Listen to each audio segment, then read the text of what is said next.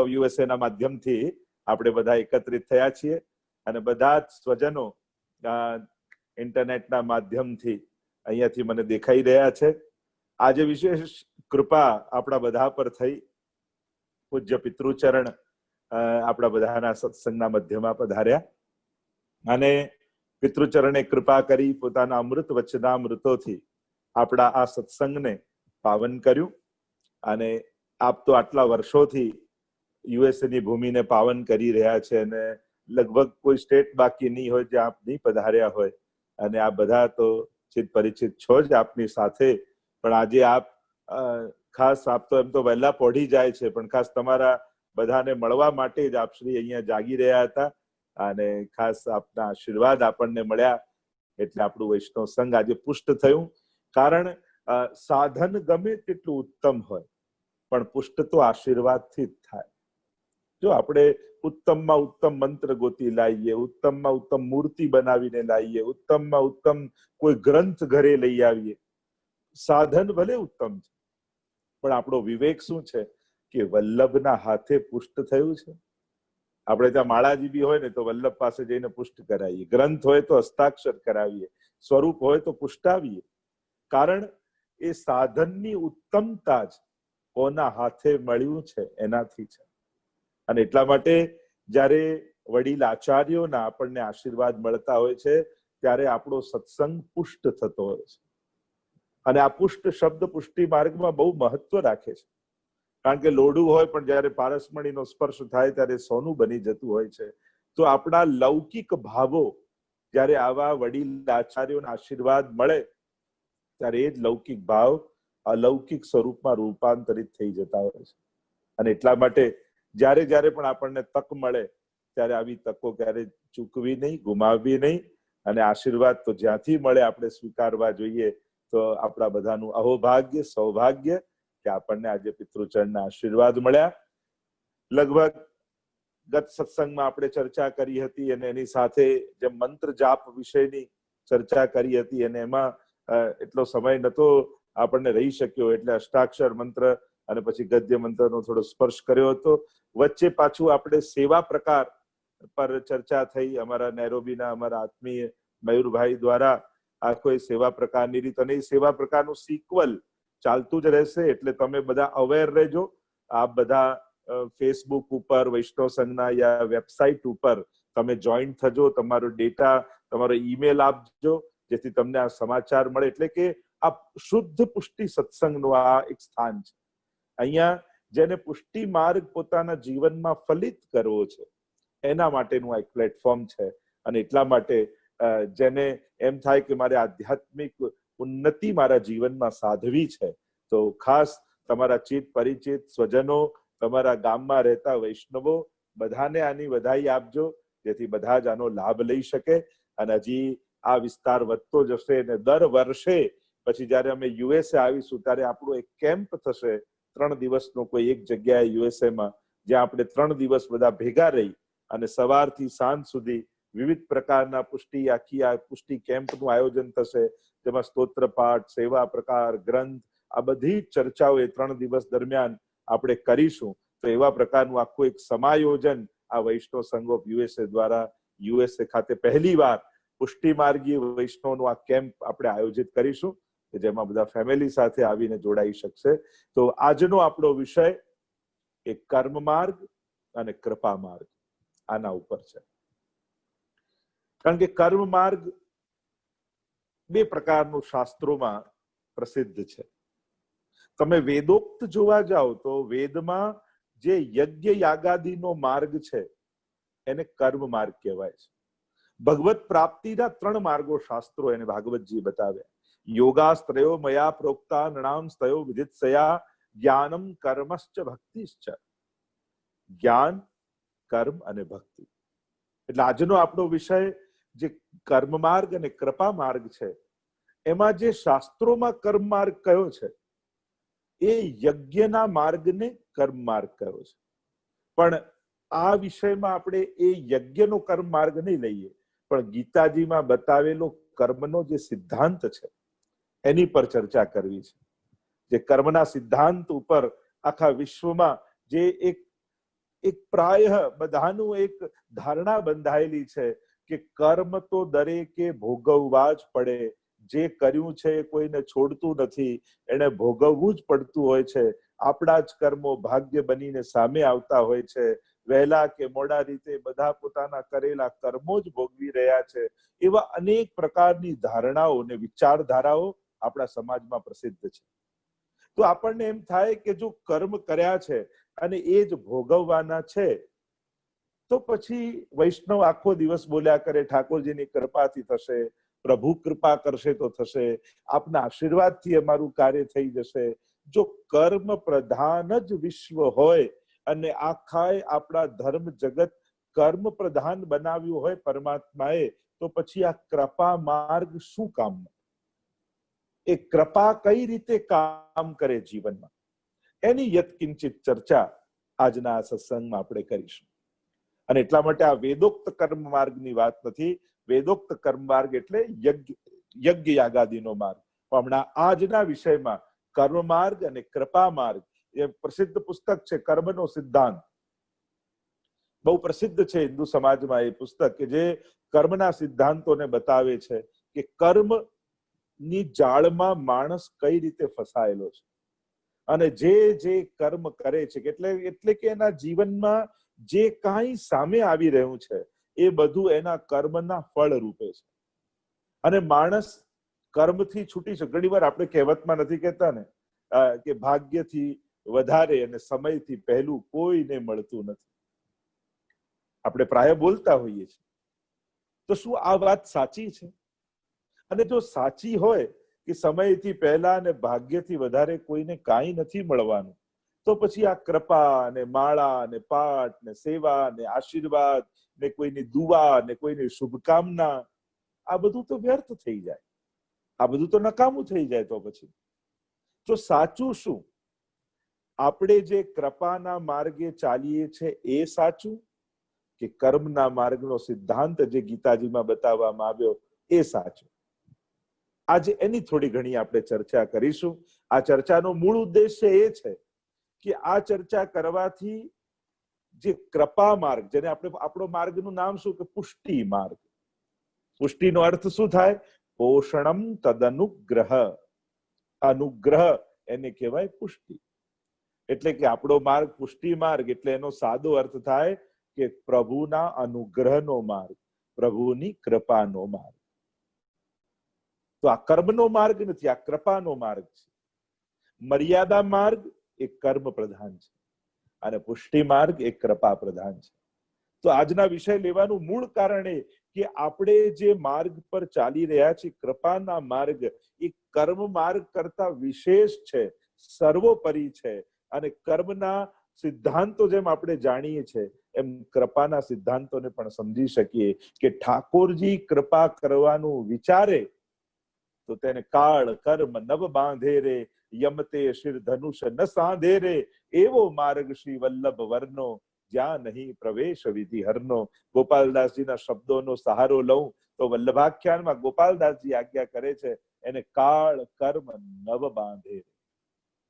તો આપણે ત્યાં સતત વારે ઘડી આ વાત કૃપાના માર્ગમાં તમને મળશે કે જે શરણાગત છે આ કૃપાના માર્ગમાં, જેને બ્રહ્મ સંબંધ લીધું છે અને મનમાં નિર્ધાર કર્યો છે કે પ્રભુના આશ્રિત થઈને જીવવું છે, એ કર્મના સિદ્ધાંત પ્રમાણે નથી જીવતો, એ કૃપાના સિદ્ધાંત પ્રમાણેનું જીવન ચાલે છે.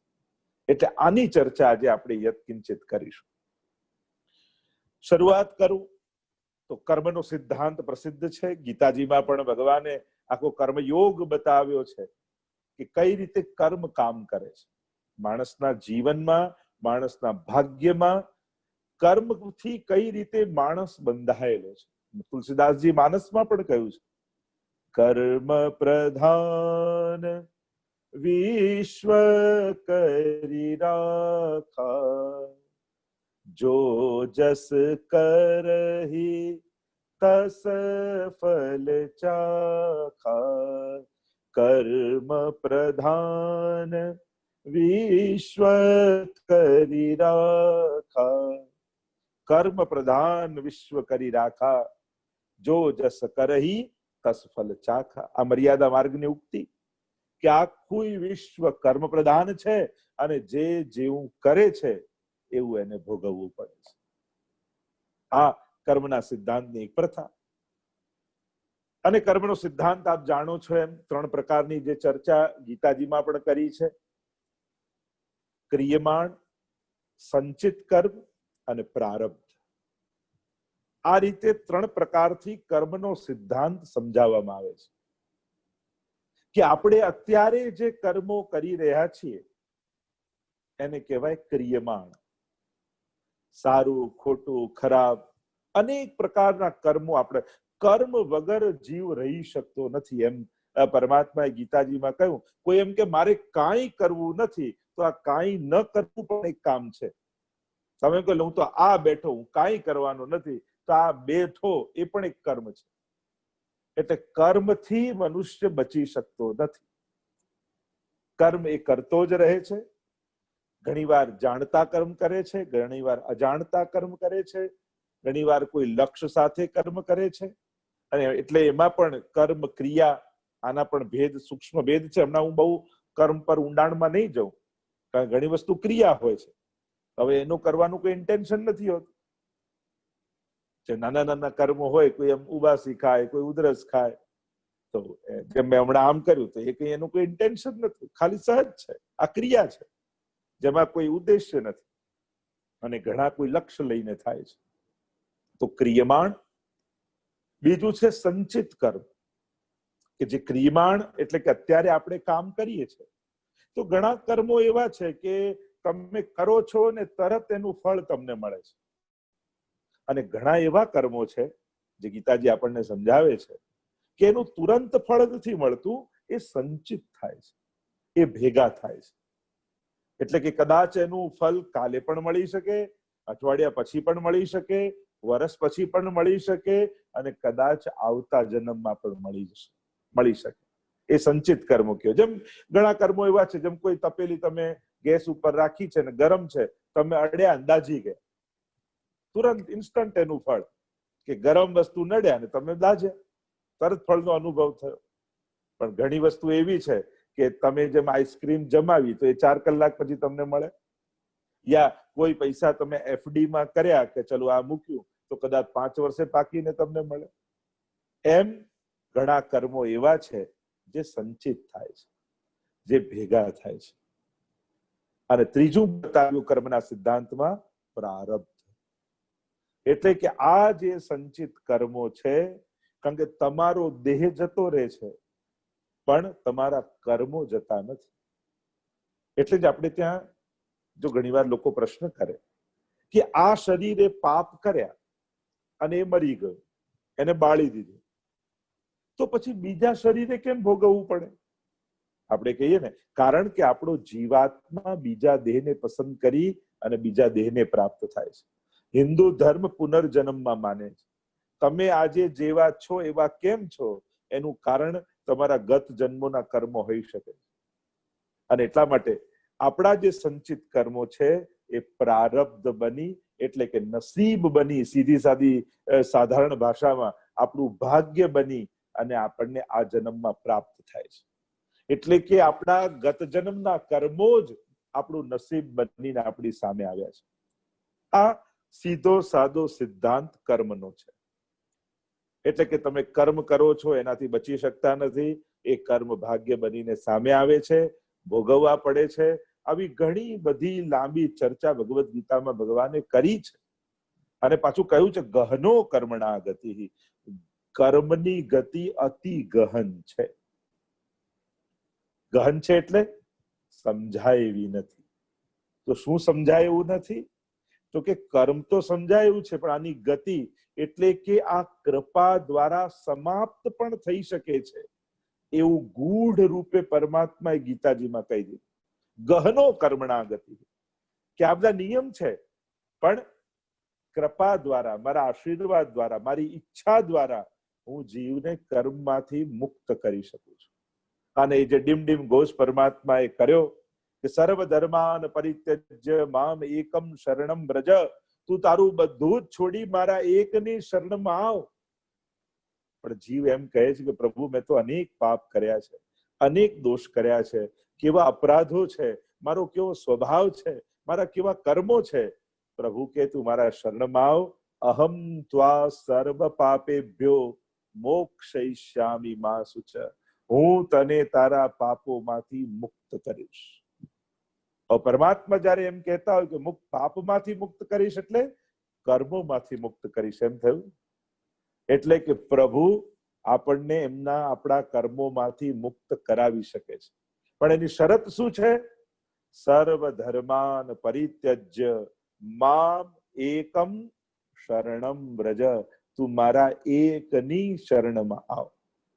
હવે અહીંયાથી જો હું વાત શરૂ કરું કૃપાના માર્ગ, કે કર્મનો સિદ્ધાંત એક બાજુ છે જ, અને આપણા બધાની ધારણા એ છે કે કર્મમાંથી છૂટાતું નથી, પણ પરમાત્માએ રસ્તો બતાવેલો છે કે હા, તારા અનંત જન્મોથી તે જે કર્મો કર્યા છે અને ભાગ્ય લઈને તું તારા કર્મોને ભાગ્યના રૂપે આ જન્મમાં લઈને આવ્યો છે, અને તું એમ માને છે કે જે લખાયું છે ભાગ્યમાં એ જ તને મળવાનું છે, સમયથી પહેલા નહીં મળે ને કિસ્મતથી વધારે નહીં મળે. ઠાકોરજી કે હું સમયથી વહેલું પણ આપી શકું છું અને ભાગ્યથી વધારે પણ આપી શકું છું.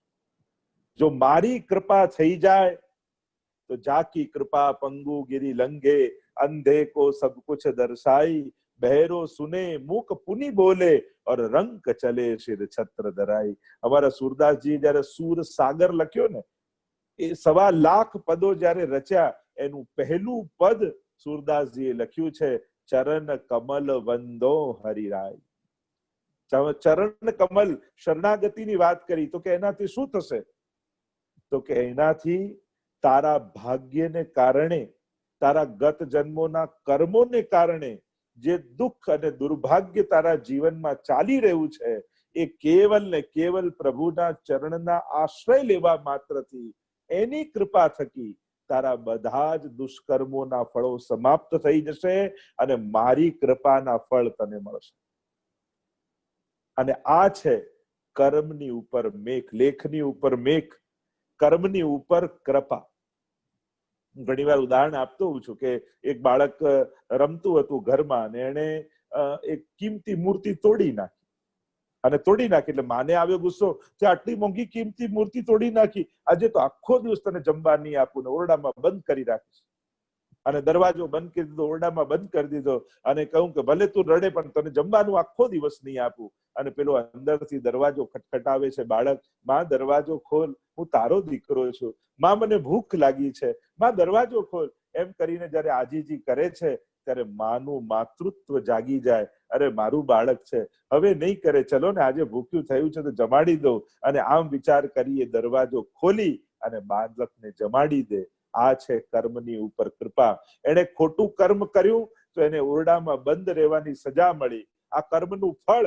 પણ અંદરથી એક જ અવાજ કરતો રહ્યો, હે પ્રભુ હું તારો છું, હે માં હું તારો છું. અને જયારે પ્રભુની આગળ તારો છું તારો છું તારો છું આમ બોલતો રહ્યો, ત્યારે પ્રભુની અંદર પણ એનું માતૃત્વ જાગી ગયું, પ્રભુની અંદર પણ એનું કૃપાલુત્વ જાગી ગયું, અને એને પણ કર્મના દરવાજાઓ ખોલી એને કૃપાનો પ્રસાદ ચખાડી.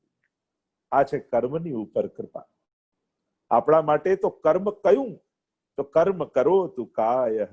વૃત્રાસુરે કહ્યું, અહમ હરે તવ પાદૈક મૂલ દાસાનુદાસો ભવિતાસ્મિ ભૂય મનસ્મરેતા સુપતેર ગુણાસ્તે ગૃણીત વાક કર્મ કરોતુ કાયઃ. કર્મ શું છે? કે કર્માપેકમ તસ્ય દેવસ્ય સેવા. જે જગન્નાથપુરીમાં જગન્નાથજી શ્લોક લખીને મહાપ્રભુજીને આપેલો, એકમ શાસ્ત્ર દેવકી પુત્ર ગીતમ, એકમ દેવો દેવકી પુત્ર એવ, મંત્રોપેકસ્તસ્ય નામાની યાની, અને કર્માપેકમ તસ્ય દેવસ્ય સેવા. કે કર્મ કયું છે? કે ભગવત સેવા એ જ પરમ કર્મ છે વૈષ્ણવ. અને એટલા માટે કર્મની ઉપર જયારે લેખના મેઘ મારવા છે, પોતાના ભાગ્યની ઉપર ઉઠી જવું છે, તો એનો એકમાત્ર રસ્તો પરમાત્માએ બતાવ્યો છે, અને એ છે મામ એકમ શરણમ વ્રજ, તું મારી શરણમાં. અને આ શરણાગતિથી પછી તમારા કર્મ તમને કર્મફળ નથી આપતા, પછી તમારું ભાગ્ય એ સ્વયં ઠાકોરજી અને યમુનાજી લખતા હોય છે. એટલે જ 41 પદમાં કહ્યું ને, ભાગ્ય સૌભાગ્ય શ્રી યમને જુદે. આપણે આપણા કર્મોનું ભાગ્ય નથી ભોગવતા શરણાગત થયા પછી, આપણે યમુનાજીએ લખેલા ભાગ્યને ભોગવીએ છીએ, એ સૌભાગ્યને પામીએ છીએ. અને એટલા માટે તમારા માથે બિરાજતી ભગવત સેવા પણ તમારા ગયા જન્મોનું પુણ્ય નથી, આ જન્મની મહાપ્રભુજીની શરણાગતિ છે અને એમની કૃપાના ફળ રૂપે તમને મળ્યું છે. ક્યારે પણ ભગવત સેવા માટે એવું ન બોલતા કે મેં ગયા જન્મમાં કોઈ પુણ્યો કર્યા હશે કે મને સેવા મળી. ના, આ જન્મમાં મારા ઉપર મહાપ્રભુજીને ઠાકોરજીની કૃપા થઈ છે એટલે મને સેવા મળી છે. તો આ કૃપા માર્ગની જો ચર્ચા કરીએ તો ક્રિયમાણ, સંચિત કર્મ અને પ્રારબ્ધ, આપણે તો ત્રણેયને સમાપ્ત કરવા છે. કઈ રીતે થશે? તો કે ક્રિયમાણ, અત્યારે તમે જે કર્મ કરો છો, વૈષ્ણવને કર્મ નો તેને કાળ કર્મ નવ બાંધે રે, યમતે શિર ધનુષ ન સાંધે રે. વલ્લભાખ્યાનમાં પણ કહ્યું ને, અને 3 બંધન દરેક જીવને લાગેલા છે, કાળ, કર્મ અને સ્વભાવ. પણ જયારે તમે શરણાગત થાવ છો ત્યારે કૃપા કોને કહેવાય? કૃપાની વ્યાખ્યા મહાપ્રભુજી શું કરે છે કે સ્વયં પ્રભુ, સ્વયં મહાપ્રભુ કાળ, કર્મ અને સ્વભાવનો અતિક્રમણ કરી અને જીવનો સ્વીકાર કરે એને કહેવાય કૃપા. કારણ કે આ 3 બંધન દરેક જીવને છે. કર્મનો સિદ્ધાંત સાચો છે, એમાં કઈ ખોટું નથી, દરેકને લાગેલો છે. પણ એક વસ્તુ યાદ રાખો, જ્યારે આશ્રય પરમાત્માનો લઈ લો છો ને, પછી સિદ્ધાંતો કર્મના નથી ચાલતા, પછી ઠાકોરજીની ઈચ્છાના અને કૃપાના સિદ્ધાંતો ચાલે છે. કારણ કે જાકુ જાકો આશ્રય, તાકુ તાકી ઇલાજ. તમે જોયું છે ક્યારેક નદીનો પ્રવાહ એટલો પુષ્કળ વધારે હોય કે હાથી ઉભો રહે ને તો હાથી તણાઈ જાય, પણ નાનકડું માછલું જોશો ને તે ઊંધા પ્રવાહમાં વહેતું હશે. કેમ? આવું કેમ? પાણી આવું કેમ કરે છે? તો ત્યાં કહ્યું કે જાકુ જાકો આશ્રય, તાકુ તાકી લાજ. જેણે જેનો આશ્રય લીધો છે એની લાજ જેનો આશ્રય લીધો છે એ સાચવે છે. કારણ કે પાણી વિચાર કરે કે હાથી હમણાં જમીનમાં છે, હમણાં પાણીમાં આવશે, પાછો જમીનમાં જતો રહેશે, એને મારો અનન્ય આશ્રય નથી. પણ આ માછલું તો મારા અનન્ય આશ્રયમાં રહે છે. જમીનમાં નાખો તો તડપીને મરી જાય, મારા વગર જીવી નથી શકતું, અને જે મારો અનન્ય આશ્રય કરે એની લાજ તો હું રાખું છું. અને આમ કરી એ ઊંધા પ્રવાહમાં પણ તરી શકે છે, અને હાથી આટલો બળવાન હોવા છતાં એ તણાઈ જાય છે. અને એટલા માટે શરણાગતિ દ્વારા જેના શરણમાં લો, જેમ તમે કર્મના સિદ્ધાંતમાં જુઓ, તમે ફ્લાઇટમાં જાઓ છો, પ્લેનમાં જઈ રહ્યા છો, પાયલોટનો સમય ખરાબ ચાલે છે, એનું દુર્ભાગ્ય ચાલે છે, અને એણે ફ્લાઇટ ક્રેશ કરી દીધું. હવે તમે પાયલોટના આશ્રયમાં હતા, તમારો કોઈ વાંક નતો, તમારા નસીબમાં નતું, પણ એને પ્લેન પાડ્યું તો એના આશ્રયને કારણે, એના દુર્ભાગ્યને કારણે એના ફળ તમારે પણ ભોગવવા પડે અને તમારું મૃત્યુ થઈ જાય. કેમ? તમે કોઈ કે મેં તો એવા કોઈ કર્મ કર્યા નતા ને મારું તો કેવું ભાગ્યમાં હતું ને મૃત્યુનું, પણ એ સમયે તમે સંપૂર્ણ પાયલટના આશ્રયમાં હતા, એટલે પાયલટના ભાગ્યનું ફળ તમારે ભોગવવું પડે.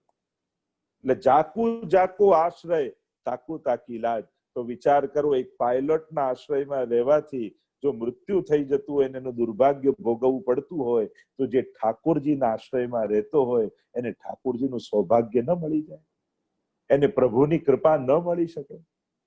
તમે જો પ્રભુના અને મહાપ્રભુજીના આશ્રયમાં છો તો પ્રભુ જે કરે છે, સ્વયં પ્રભુએ ગીતાજીમાં સ્પષ્ટ કહ્યું, નમે કર્મંતિ લિંપંતિ નમે કર્મ ફલે સ્પૃહા. મને કર્મ લીપતા નથી, મને કર્મ બંધન લાગતા નથી, અને મને કોઈ કર્મની ફળની ઈચ્છા પણ નથી. તો જે ઠાકોરજીના શરણમાં છે તો પ્રભુને કર્મ નથી બંધન લાગતા, તો એમના આશ્રયમાં જે છે એને પણ કર્મ બંધન લાગી ન શકે.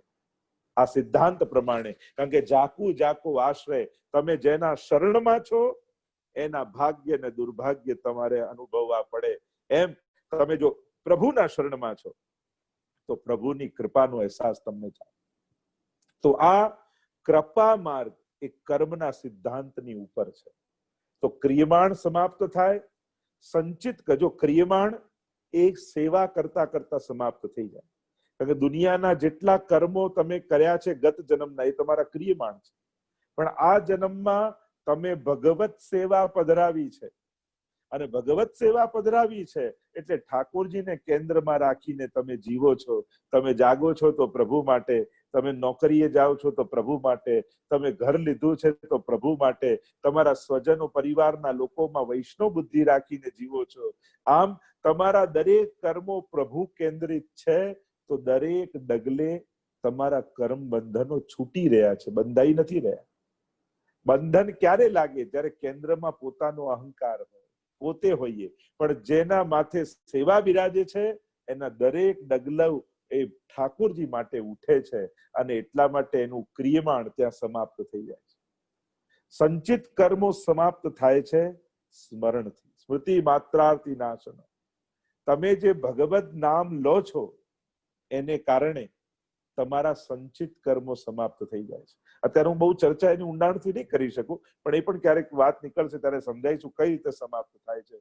તો સ્મરણથી સંચિત કર્મો સમાપ્ત થાય, સેવાથી ક્રિયમાણ સમાપ્ત થાય, અને ભાગ્ય એ સત્સંગથી બદલાઈ જાય. કોઈ ગુરુ યા ભગવદીઓનો સંગ જીવનમાં રહ્યો તો એમનામાં એ સામર્થ્ય છે કે ભાગ્ય બદલી નાખે. જો તમે કોઈ સામર્થ્ય એટલે કોઈ એવા ચમત્કારી ગુરુ છે, કોઈ એવો ચમત્કારી ભગવદી મળે ત્યારે થાય? અરે ના, ચમત્કાર તો આપણી અંદર થવો જોઈએ. સામે વાળો ગમે તે હોય, તમારી અંદર એના પ્રત્યે ભગવદીયતાનો ભાવ આવી જાય તો એ ચમત્કાર તો આપમેળે થશે. સૂર્ય જેમ કેટલા કરોડો કિલોમીટર દૂર હોય છે, પણ કરોડો કિલોમીટર રહેવા છતાં એક સરોવરમાં ખીલેલું કમળ સૂર્યોદય થતા કેવું ખીલી જાય છે કમળ. કઈ સૂર્ય હાથ લાંબો કરે છે કે લાવો એક એક પાંખડી ખોલું? ના, એનું અસ્તિત્વ, એનો પ્રભાવ, એના પ્રભાવમાં આવવા માત્રથી કમળ ખીલવા લાગે છે. એમ જ્યારે ગુરુ કે ભગવદીયના પ્રભાવમાં આપણે આવીએ ને તોય આપણું ભાગ્ય ખીલવા લાગે. યા પછી ત્રણેયની વાત કરું તો આપણું ક્રિયમાણ શ્રીનાથજી સુધારે, આપણું સંચિત કર્મ શ્રી મહાપ્રભુજીની કૃપાથી જાય, અને આપણું ભાગ્ય શ્રી યમુનાજીની કૃપાથી બદલાઈ જાય. અને એટલા માટે જ્યારે સંપૂર્ણ રીતે આપણે શરણાગત થઈ જઈએ છે, એટલે પુષ્ટિ માર્ગની શરૂઆત છે નાથી બંનેમાં શરણ મંત્ર.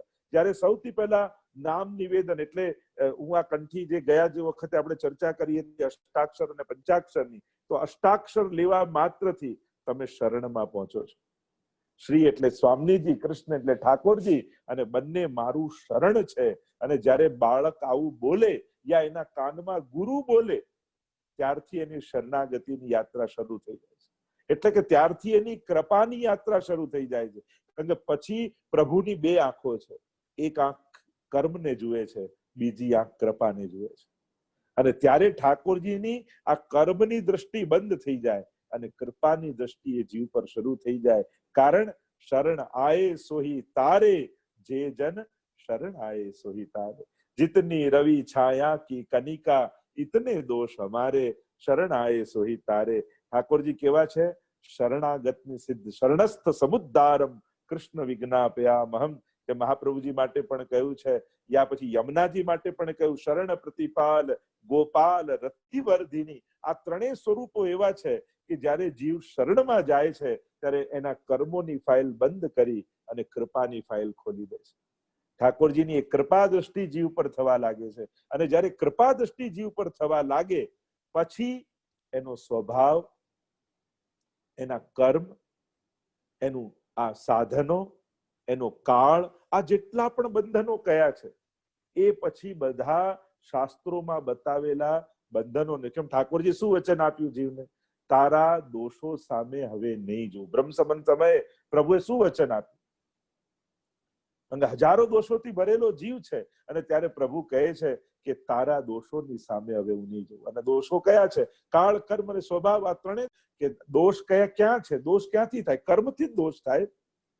તો જે કર્મથી દોષ થઈ રહ્યા છે, તો તારા આ દોષો સામે ન જોતા હું કૃપા કરીને તારો સ્વીકાર કરે. એટલે તો જીવ બ્રહ્મસભા બોલીએ કે હજારો વર્ષોથી વિખૂટો પડેલો હું જીવ, કે જે પોતાના આનંદનું તિરોધાન જેને થયું છે, પોતાના સ્વરૂપની વિસ્મૃતિ જેને થઈ છે, એવો હું જીવ. મારું દેહ, પ્રાણ, ઇન્દ્રિય, અંતઃકરણ, ઘર બાર, આલોક પરલોક, એટલે કે જે કાંઈ પણ આજ સુધી મેં મારું માન્યું છે એ આત્મા સહિત પ્રભુ આપને સમર્પિત થાઉં છું, અને આજથી હું આપનો છું. અને જ્યારે જીવ પ્રભુનો થાય અને પ્રભુનો થયો એને શું કહેવાય? તાદ્રશી, એટલે કે એના જેવા. તો જો એના જેવા થયા તો એને જે નિયમ લાગુ પડે એ એના જેવાને પણ લાગુ પડે. એટલે કે પ્રભુ જ્યારે કહે છે કે નમામ કર્મ લિંપંતી, મને કોઈ કર્મ લેપતા નથી, નમે કર્મ ફલે સ્પૃહા, તો મને કોઈ કર્મ બાંધતા નથી, એમ જો ઠાકોરજી કહેતા હોય તો પ્રભુના જનોને પણ કર્મ બાંધે નહીં, કારણ કે એ પણ ઠાકોરજીના શરણાગત થઈ અને તાદ્રશી થયો છે, પ્રભુ જેવો થયો છે, પ્રભુનો થયો છે. અને જે નિયમ પ્રભુ માટે છે, પ્રભુ કે એ જ નિયમ મારા જનો માટે પણ છે, અને મારા કરતા પણ વધારે છૂટ હું મારા જીવને આપું છું. કારણ એની મદદે એના કર્મ બંધનોની ગાંઠ છોડાવવા તો હું એની પાછળ છું. એની સર્વ ગ્રંથિઓને, એની સર્વ ગાંઠોને હું ખોલી આપું છું. એવી કૃપા ઠાકોરજી કરતા હોય છે. અને એટલા માટે જ્યારે તમે શરણાગત થાવ છો સંપૂર્ણ રૂપે મન વાણી કર્મથી અને પ્રભુના થઈને જીવો છો, એટલે કે કિયો ગોપાલ કો સબ હોય, જો માને અપનો પુરુષાર્થ અતિશય જૂઠો હોય. કીર્તન સાહિત્યમાં તમે જોવા જાઓ તો કૃપાના સિદ્ધાંતો આપણને ભગવદીઓ આપે છે. અને શરણાગત થયા પછી બહુ કર્મ કર્મ કર્મ કર્મ કર્મ નહીં કરવું, પછી તો કૃપા કૃપા કૃપા કૃપા. કારણ હવે આપણું જીવન કર્મના સિદ્ધાંતો પ્રમાણે આપણે નથી જીવવું, કૃપાના સિદ્ધાંતો પ્રમાણે જીવવું છે. પ્રતિપલ એને યાદ રાખવાનો છે. અને એટલા માટે આ મહાપ્રભુજી તો અશક્યવા સુશક્યવા સર્વથા શરણમ મરી, ભક્ત દ્રોહે ભક્ત્યા ભાવે ભક્તેચ્છા અતિક્રમે કૃતે અશક્યવા સુશક્યવા સર્વથા શરણમ મરી. અભાવમાં પણ ભગવાનના શરણમાં જાઓ, કારણ કે એક જ ઉપાય આ જીવનમાં છે, આ બધી જંજાલોમાંથી મુક્ત થવાનો, આ બધા જ દુઃખોમાંથી મુક્ત થવાનો, અને એ ઉપાય છે પ્રભુની શરણાગતિ. અને શરણાગત થતાની સાથે કર્મના સિદ્ધાંતો બાજુમાં મુકાય છે અને કૃપાના સિદ્ધાંતો ચાલવા લાગે છે. અને એનું પ્રગટ પ્રમાણ તમારે જોઈતું હોય તો આ 84-252 ની વાર્તા જોઈ. એમને તમે એક એક સિદ્ધાંત જુઓ, કોઈ કર્મના સિદ્ધાંત પ્રમાણે નથી જીવ્યું. જેના એમના બધા ઉપર જો વાર્તા વાંચશો તો કેવલ ને કેવલ કૃપાનો સિદ્ધાંત લાગુ પડે છે. ઠાકોરજીએ જ કૃપા કરીને ફળ આપ્યા છે, અને ઠાકોરજીએ જ કૃપા કરી સંયોગ અને વિપ્રયોગના અનુભવ કરાવ્યા છે. અને એટલા માટે તમે 84-252 માં જ્યાં જ્યાં જોશો ત્યાં કર્મોના ફળ નથી, કૃપાના ફળ છે. કારણ શરણાગત જીવો છે. અને એટલા માટે શરણસ્થ સમુદ્ધારમ ઠાકોરજી છે. એટલે જ મહાપ્રભુજી કૃષ્ણાશ્રયમાં પણ કહ્યું, કૃષ્ણ એવ ગતિર મમ. આપણી રતિ મતિ ગતિ જો કૃષ્ણમાં હોય તો જીવનમાં ગમે તેવો સંકટ આવે, જેની શ્રદ્ધા મજબૂત હોય ને એના સંકટો નબળા પડી જતા હોય છે. અને જેની શ્રદ્ધા કમજોર હોય છે એના જીવનમાં નાના નાના સંકટો પણ બહુ મોટા પહાડ જેવા લાગતા હોય છે. અને એટલા માટે શ્રદ્ધાને મજબૂત કરવી, શરણાગતિને સત્સંગ દ્વારા શું કરવું? મારો આશ્રય દ્રઢ થયો. સેવા કરીને શું વિચારું? મારો આશ્રય દ્રઢ થયો. પાઠ કરીને શું વિચારું? મારો આશ્રય દ્રઢ થયો. એક જ કીમિયો છે, એક જ રસ્તો છે. આ કર્મની બધી માયા જળમાંથી છૂટવું હોય તો સંપૂર્ણ શરણાગતિ ઠાકોરજીને સ્વીકારી.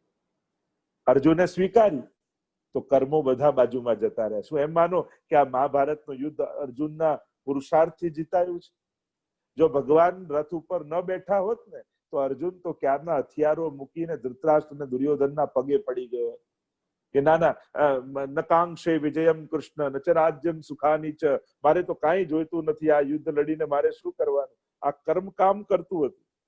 પણ હોશિયારી શું કરી કે બે હાથ ઠાકોરજીને જોડ્યા અને કહ્યું, શિષ્યસ્તેહમ સાધિમામ ત્વામ પ્રપન્નમ. હું આપનો શિષ્ય થયો છું, મને કઈ સૂચતું નથી શું કરવું શું ન કરવું, આપ મને રસ્તો બતાવો. અને જ્યારે આ વાત કરી છે ઠાકોરજી આગળ, શરણાગત થયો છે અર્જુન, અને ત્યારે પ્રભુ ગુરુ બની કૃપાના સિદ્ધાંત પ્રમાણે એને લઈ જાય છે. અને આખું યુદ્ધ, એવું કહેવાય છે મહાભારતના યુદ્ધમાં કે અર્જુનને થોડો મદ આવ્યો કે જો યુદ્ધ જીતી ગયો અને યુદ્ધ પૂરું થયું ને રથ લઈને પ્રભુ આવતા હતા, ત્યારે કહ્યું અર્જુન હમણાં ને હમણાં રથ પરથી નીચે કૂદી જા. પણ શેના માટે? હું તને કહું છું કે હમણાં કૂદકો માર, પણ કારણ તો કહો. મારી આજ્ઞા તને છે કે હમણાં ને હમણાં કૂદકો માર. જ્યાં અર્જુને કૂદકો માર્યો અને પ્રભુ રથ પરથી નીચે ઉતર્યા, ત્યાં આગની જ્વાળાઓ ભભૂકવા લાગી અને 2 ઘડીમાં તો આખો રથ ખાક થઈ ગયો બળી. અર્જુન આશ્ચર્યથી જુએ છે કે આ આગ લાગી કઈ રીતે?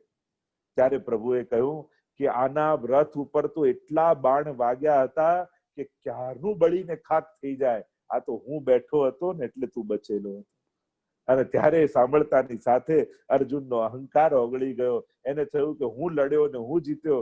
સમજાયું કે આ તો ઠાકોરજી બિરાજતા હતા એટલે એના કૃપાના બળે જીતાયું. અને એટલા માટે હંમેશા જીવનમાં યાદ રાખજો, કર્મના સિદ્ધાંત પ્રમાણે જીવનમાં આગળ ન વધતા કૃપાના સિદ્ધાંત પ્રમાણે જીવજો. કારણ કે કર્મની ઉપર કૃપા છે. શરણાગત થઈ અને તમે કર્મનો માર્ગ મૂકી કૃપાના માર્ગમાં પ્રવેશ કરી રહ્યા છો. અને એના ગણિત જુદા છે. કૃપાના માર્ગમાં કઈ રીતે આગળ વધાય, કઈ રીતે ચલાય? સૌથી પહેલા એ સમજો કઈ કૃપા તમારા પર થઈ છે. આપણા તો આચાર્ય ભગવદીએ કહ્યું કે 7 પ્રકારની કૃપા જીવ પર કરી છે. સૌથી પહેલી કૃપા, આ પુષ્ટિ જીવને ઠાકોરજીએ પોતાના શ્રીઅંગમાંથી પ્રગટ કર્યો.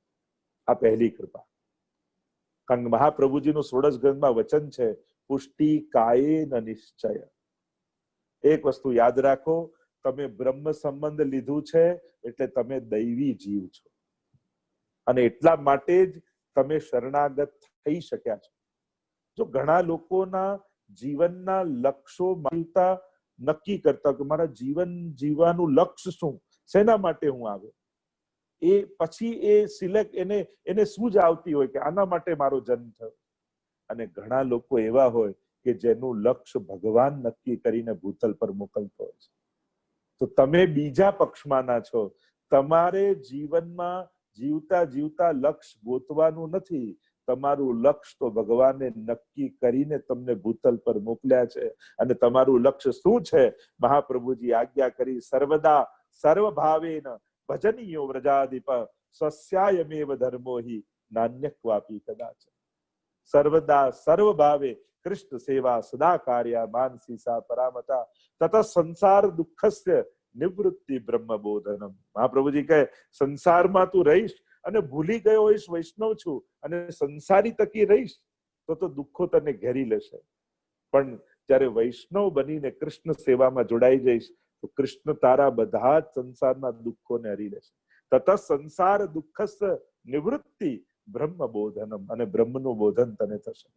અને એટલા માટે એક વસ્તુ સમજો, તમે પુષ્ટિ માર્ગીય છો એટલે કર્મને ભોગવવા માટે તમારો જન્મ થયો નથી. તમારો જન્મ કૃપાનો આનંદ લેવા માટે થયો છે. કર્મના સિદ્ધાંત પ્રમાણે જે મર્યાદા માર્ગી જીવો છે એમના પુનરપી જનનમ પુનરપી મરણમ પુનરપી જનની જઠરે શયનમ, એ કર્મના ચક્કરમાં ફસાઈ અનેક જન્મો થતા જ રહે છે. એમ ગીતાજીમાં પણ ભગવાને કહ્યું છે કે તારા ને મારા અનેક જન્મો થઈ ગયા છે, હું જાણું છું, તું જાણતો નથી. મર્યાદા માર્ગી જીવો કર્મના બંધનોમાંથી ફસાઈને કર્મને વશ થઈ અને ભૂતલ પર આવે છે. પણ તમે દૈવી છો, તમે કર્મને વશ થઈને ભૂતલ પર નથી આવ્યા. ઠાકોરજીએ કૃપા કરી અને તમને વૈષ્ણવ કુટુંબમાં જન્મ આપ્યો છે. તમને આ વૈષ્ણવનો દેહ આપ્યો છે. અને તમારું સર્જન એ કર્મોથી નથી થયું. શેમાંથી કર્યું? પહેલી કૃપા કઈ કે પ્રભુએ તમને પોતાની શ્રીઅંગની સૃષ્ટિ બનાવી છે. જેમ પુષ્ટિ પ્રવાહ મર્યાદા ભેદ નામનો ગ્રંથ છે મહાપ્રભુજીનો, અને ત્યારે મહાપ્રભુજી આજ્ઞા કરે છે પુષ્ટિ કાયેન નિશ્ચય. જેમ મર્યાદા જીવને વાણીમાંથી પ્રગટ કર્યા, પ્રવાહી જીવને મનમાંથી, જે ભટકવા સંસારમાં આવ્યા છે એને ભગવાને મનમાંથી સર્જ્યા છે. બધા ભગવાનના અંશ છે. મમય વાંશો જીવ લોકે, બધા જ અંશ છે. પણ અંશ પણ શેમાંથી પ્રગટ થયો? મહાપ્રભુજી સમજાવ્યું કે જે સંસાર ભોગવવા જ આવ્યા છે એ પ્રભુએ મનમાંથી ઘડ્યા છે. જે વેદની મર્યાદાઓ, વ્રત, ઉપવાસ, નિયમ, તીર્થ કરવા આવ્યા છે, મર્યાદા માર્ગી ભક્તો એને પોતાની વાણીમાંથી પ્રગટ કર્યા છે, પણ જે શ્રીઅંગની સેવા કરવા ભૂતલ પર આવ્યા છે એમને ઠાકોરજીએ પોતાના શ્રીઅંગમાંથી ઘડ્યા છે. એટલે કૃપાનો પહેલો સિદ્ધાંત મનમાં બેસાડી લેજો કે તમે કર્મવશ દુનિયામાં નથી, તમે કૃપાવશ આ ભૂતલ પર છો. કારણ કે આ ભૂતલ પર આવવું, વૈષ્ણવ દેહમાં આવવું એ બહુ મોટી સિદ્ધિ છે. એ કોઈ પુણ્યોનું ફળ ન હોઈ શકે, એ કેવલ ને કેવલ ઠાકોરજીની ઈચ્છા છે. બીજું ફળ કહેતા કહ્યું કે પ્રભુએ પોતાના શ્રીઅંગમાંથી તો પ્રગટ કર્યા, પણ બીજી કૃપા એ કરી કે તમારી અંદર ભક્તિનું બીજ રોપી અને તમને ભૂતલ પર મોકલ્યા છે. વૈષ્ણવની અંદર સહજ ભક્તિ છે, સ્વાભાવિક ભક્તિ છે. તમે ગમે તેટલા સંસારમાં ખોવાઈ જાઓ, ફરી લો, દોડા દોડ કરી લો, પણ એક વસ્તુ યાદ રાખજો, પ્રભુએ જે વાવીને મોકલ્યું છે ને એમાં જો પાણી ને ખાતર નહીં નાખો ત્યાં સુધી તમને સંતોષ અને આનંદ નહીં થાય. વિચાર કરો, જયારે સેવામાં અડધો કલાક પણ બેસીએ છીએ, કેવો આનંદ આપણને થાય છે. ત્યારે એમ લાગે કે જાણે આના માટે જ આપણે જન્મ ના લીધો, એ સેવાનો આનંદ લેતા. કારણ ઠાકોરજી એ મહાપ્રભુજી આજ્ઞા કરે છે કે આ દૈવી જીવો પર બીજી કૃપા ઠાકોરજી એ કરી છે કે એના હૃદયમાં ભક્તિનું બીજ વાવી અને ઠાકોરજીએ મોકલ્યા છે.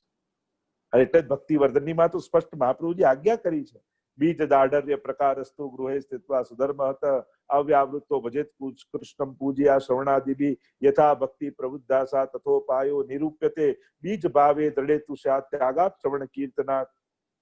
ભક્તિવર્ધની ગ્રંથમાં મહાપ્રભુએ સમજાવ્યું કે ભક્તિની વૃદ્ધિ કેમ થાય, કે તમારી અંદર ઠાકોરજીએ બીજ વાવીને તો મોકલ્યું જ છે, પણ હવે ત્યાગાત શ્રવણ કીર્તનાત, આ ત્રણ દ્વારા એ બીજને જલનું પોષણ કરવાનું છે. અને ધીરે ધીરે બીજ અંકુરિત થતું જશે.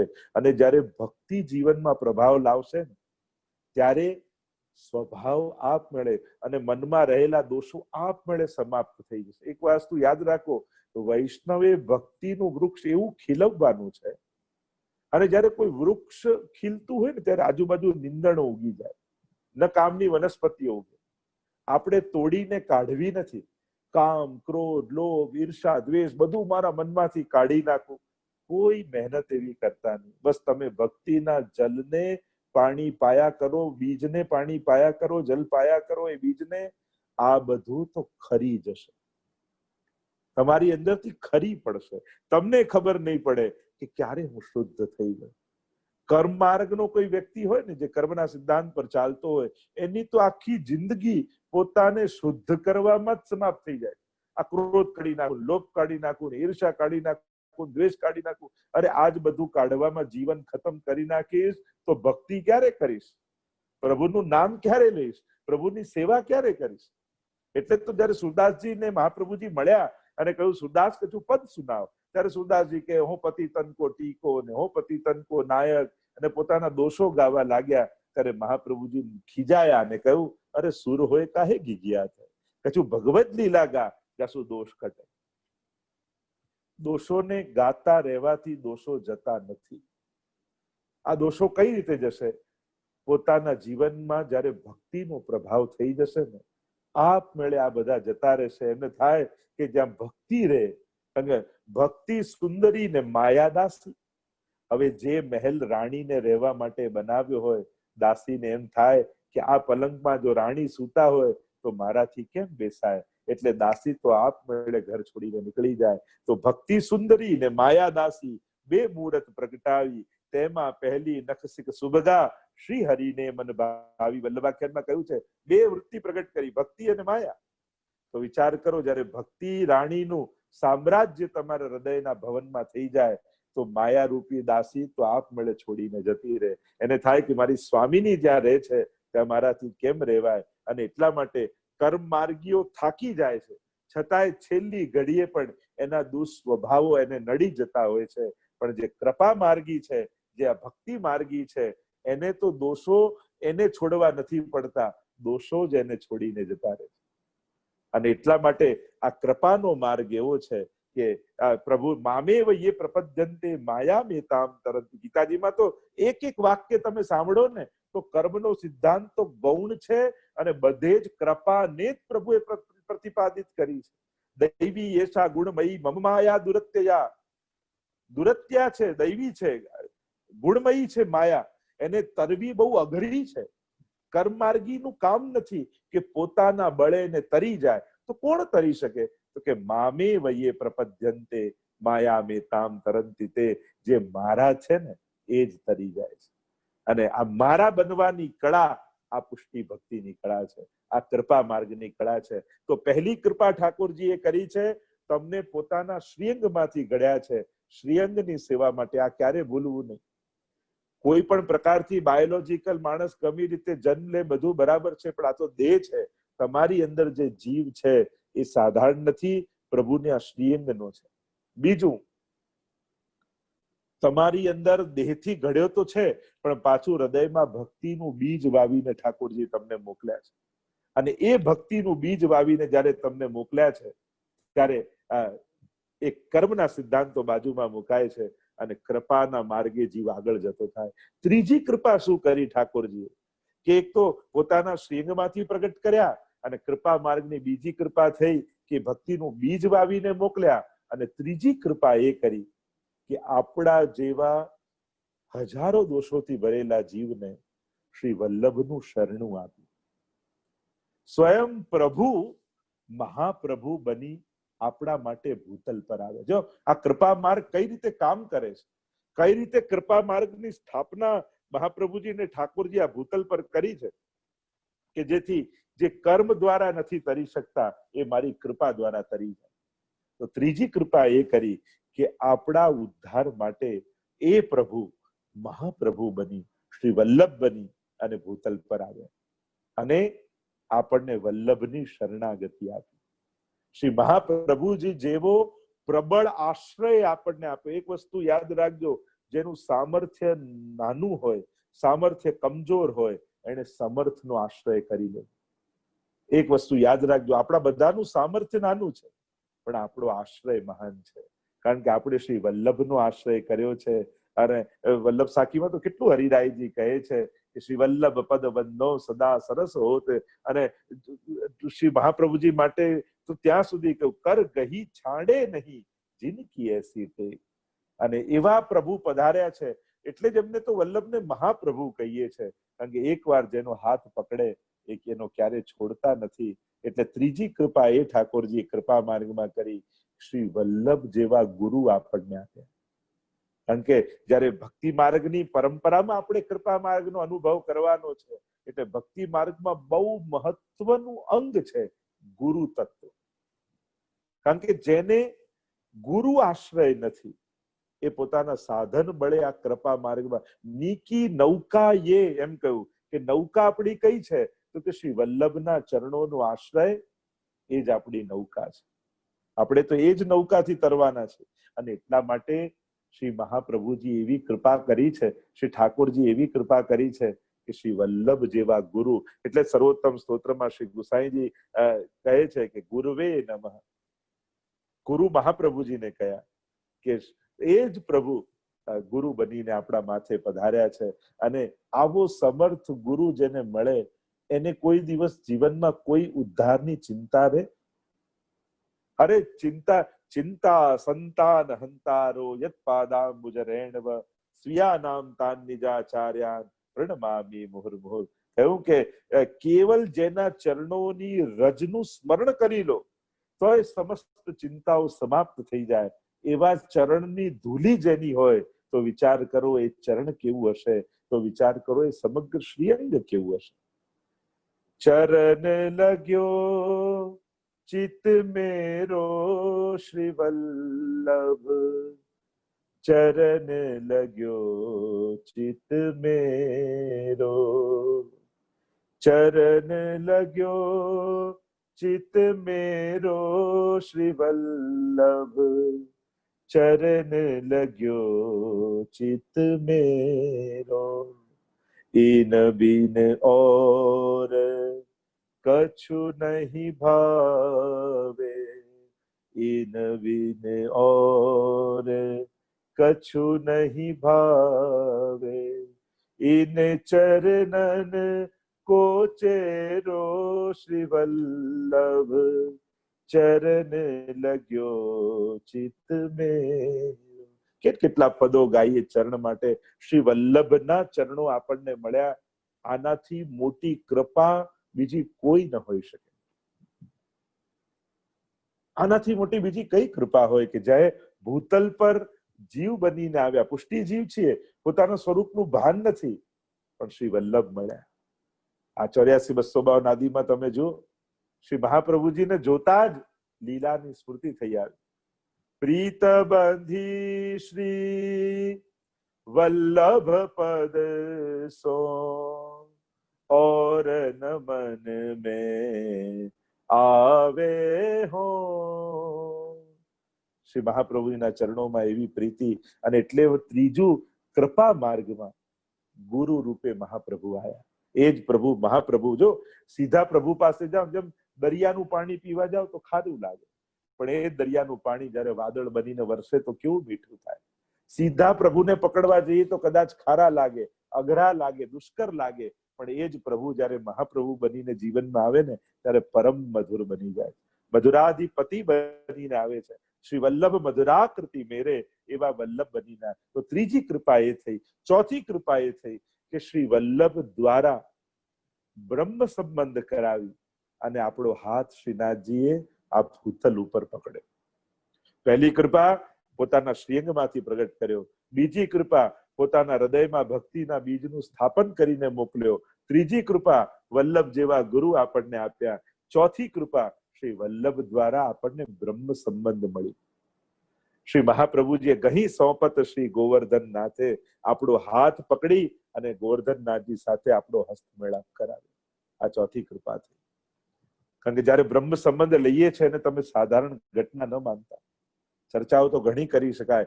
રાસમાં જે ગોપીઓ બોલી છે ને, એ બ્રહ્મ સંબંધમાં આપણે બોલીએ છીએ.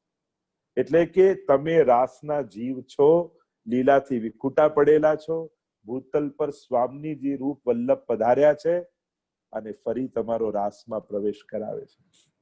રાસમાં ગોપીઓએ જઈને કહ્યું છે, મૈવમ વિભો રતિ ભવાન ગદિતુમ સંસમ સંત્યજ્ય સર્વ વિષયાંસ તવ પાદ મૂલમ.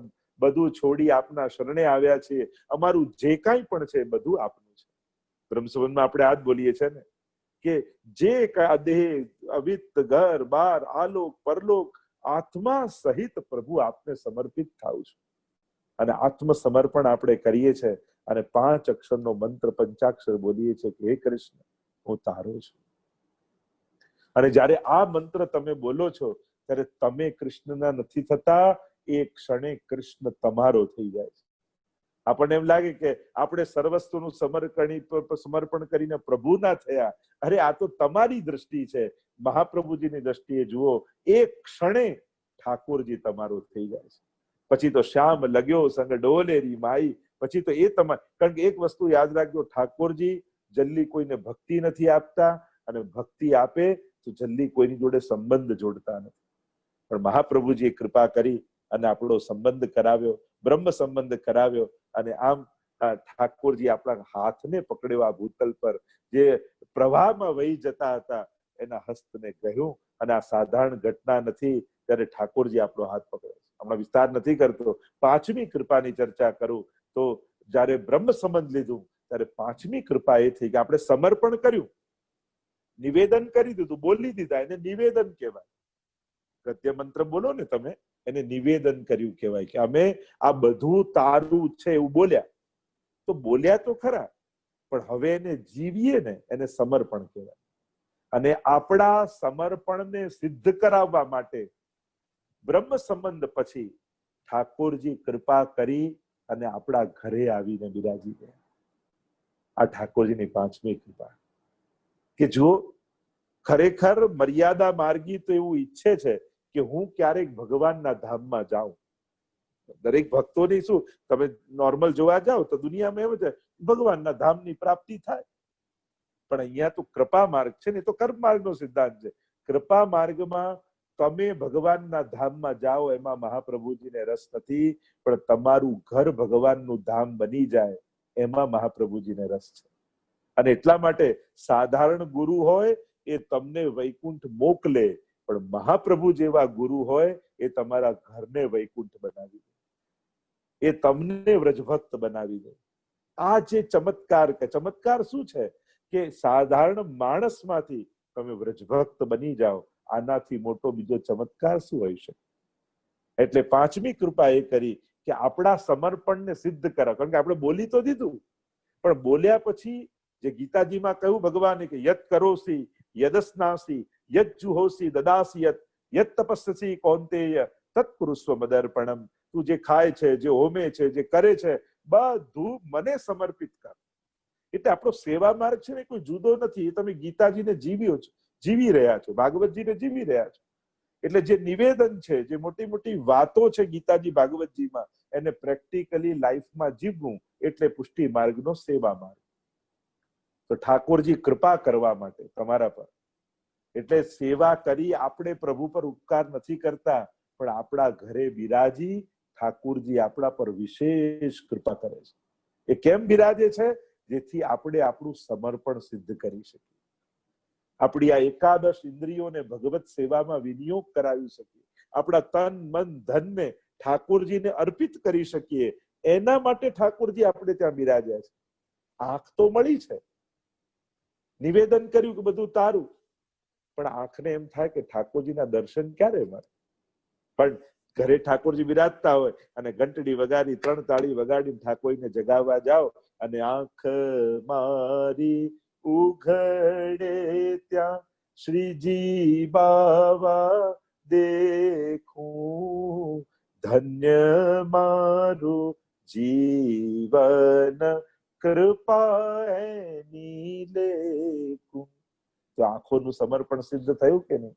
કારણ કે જે આંખ સંસારને જોતી હતી, એને રોજ સવારે 1 કલાક તો 1 કલાક પણ શ્રીજીની સન્મુખ શ્રીજીને જોવા મળે છે, તો આંખો પ્રભુની થઈ કે નહીં?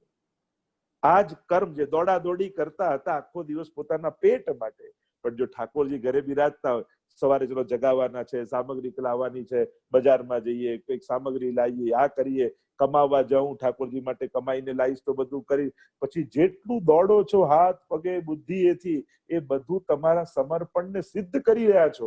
એવું ન વિચારતા કે તમે જોબ પર જાઓ છો, કમાવા જાઓ છો. આ ક્યારેય નહીં વિચારવું, તમે કૃપા માર્ગના પથિક છો.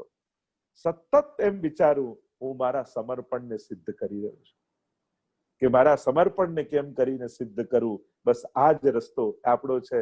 જેમ એ કોઈ કે આ બધા સંસારના કામ અને ભગવાનની સેવા કઈ રીતે ભેગું થાય? હમણાં એક જગ્યાએ કહેતો હતો, કદાચ નેરોઈમાં વાત કરી, જેમ કોઈક માં હોય અને ખોળામાં બાળકને તેડે, અને તેડીને કેવું રસોઈ બી બનાવી લે, બજારમાં જઈને શાકભાજી લઈ આવે, ચોખ્ખું પણ કરી લે, ઘરે સાફ કરી લે, પણ ખોળામાં તેડેલું બાળક હોય. એમ શું 24 કલાક ભલે ભાવનાત્મક રૂપે આપણે આપણા લાલનને આપણા ખોળામાં તેડી ન રાખી શકીએ? એમ કેમ માનો છો કે તમે પોઢાઈને નીકળી ગયા? એ તમારી ગોદમાં જ છે, તમારા હૃદયરૂપી ગોદમાં બિરાજે છે. તમારો લાલન સતત તમારી સાથે, તમારા દરેક પ્રતિપલ થતા કર્મોનો સાક્ષી બની તમારા સમર્પણને સિદ્ધ કરાવી રહ્યો છે. આ જે કાંઈ તમે કરી રહ્યા છો એ તમારા તન મન ધન દ્વારા આ જે બ્રહ્મ સમન ટાઈમે બોલ્યા છો, એ બધાનું ઠાકોરજી આપણા માથે ઘરે બિરાજી આપણા સમર્પણને સિદ્ધ કરાવી રહ્યા છે, આપણને સનાથ કરી રહ્યા છે. અને એટલા માટે દરેકના ઘરે ઠાકોરજી બિરાજવા જોઈએ. ભલે પુષ્ટાવતા નહીં, પણ પ્રભુ જરૂર પધરાવજો, ક્યાંક ચિત્ત એમનામાં રહી શકે. કારણ કે ઘરમાં ટીવી માટેની જગ્યા હોય, રમવા માટેની જગ્યા હોય, સુવા માટેની જગ્યા, જમવા માટેની જગ્યા હોય, તો શું ભક્તિ માટેની એક ખૂણો નહીં રાખવાનો? એક ખૂણો એવો નહીં કે ત્યાંથી પસાર થાવ તો ઠાકોરજી યાદ આવે. જેને ઘર આપ્યું એ જ ઘરમાં નહીં હોય તો એ ઘર સુખનું કારક કેમ બનશે? અને એટલા માટે આ પાંચમી કૃપા ઠાકોરજી આપણા માથે બિરાજીને એ કરી કે આપણા સમર્પણને સિદ્ધ કરાવ્યું ઠાકોરજીએ.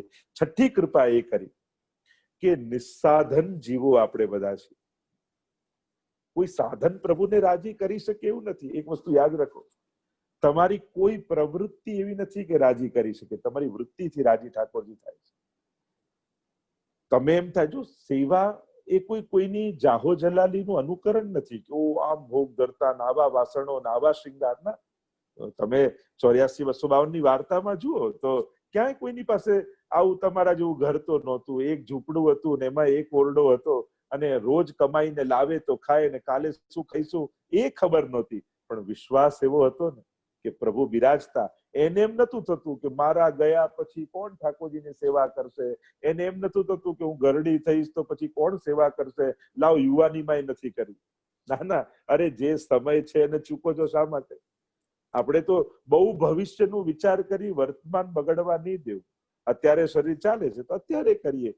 પ્રભુ એમનો રસ્તો કાઢી જ લેતા હોય છે, એ પોતે જ ગોતી લેતા હોય છે. એટલે બહુ આવું વિચારીને સેવાથી વંચિત નહીં રહી.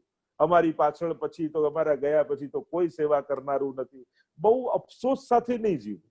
રસ્તાઓ શોધવા. નીચે નથી બેસી શકતા તો મંદિર ઊંચું કરી દો, ખુરશી પર બેસીને કરો. વધારે રસોઈ નથી બનાવી શકતા તો મિશ્રીન સૂકો મેવો ભોગ ધરો. રસ્તાઓ શોધો. રડ્યા કરવાથી કાંઈ થતું નથી કે હવે પહેલા જેવું થતું નથી, પહેલા જેવું દોડાતું નથી, પહેલા જેવું, હવે પહેલા જેવું નથી થતું તો અત્યાર જેવું કરો. ઠાકોરજી ક્યાં કહે છે તારું જેમ શરીર ચાલે એમ કરો, અને પહેલા જે કર્યું એનું ચિંતન કરો કે કેવા મનોરથો કર્યા, કેવી સેવા કરી, કેવા સત્સંગ કરતા, કેવા યાત્રામાં જતા. મનને આનંદ લેવડાવ. અને એટલા માટે છઠ્ઠી કૃપા ઠાકોરજી કરે છે કે નિસ્સાધન હોવા છતાંય આપણા જેવા, કે કોઈ એવી વસ્તુ આપણી પાસે નથી કે જેનાથી પ્રભુ પ્રસન્ન થાય, છતાંય આપણા માથે પ્રસન્ન થઈને ઠાકોરજી બિરાજતા રહે છે. એક વસ્તુ યાદ રાખજો, ક્યારે પણ ઠાકોરજી તમારાથી નારાજ થવાના નથી. અને એટલા માટે ભય કાઢી નાખજો. પેલો મર્યાદા માર્ગ વાળાને ભય હોય ને, આવું કરીશ તો અપરાધ થઈ જશે ને દોષ થઈ જશે ને ભોગવવું પડશે. આપણા પુષ્ટિ માર્ગમાં પ્રભુ સદાય, કોઈ કે અમારા ઠાકોરજી પ્રસન્નતામાં બિરાજે છે, કેમ ખબર પડે કે અમારા ઘરમાં પ્રસન્ન? અરે ઘરે બિરાજે છે ને એ જ સાબિતી છે કે પ્રસન્નતામાં છે. નહીં તો તમારા ઘરે રહે જ નહીં, એ કાંઈ ને કાંઈ રસ્તો કાઢીને ભાગી જ જાય. તમારે ત્યાં બિરાજે છે, તમારા હાથની સેવા લે છે ને, એ જ સૌથી મોટું પ્રમાણ છે કે તમારાથી રાજી. પણ એક વસ્તુ યાદ રાખો, એ તો મહાપ્રભુજીની કાનીથી તમારે ત્યાં બિરાજે છે, એટલે એ તમારી અંદર, તમારા ગળામાં રહેલી મહાપ્રભુજીને કંઠીને જોઈને રાજી છે.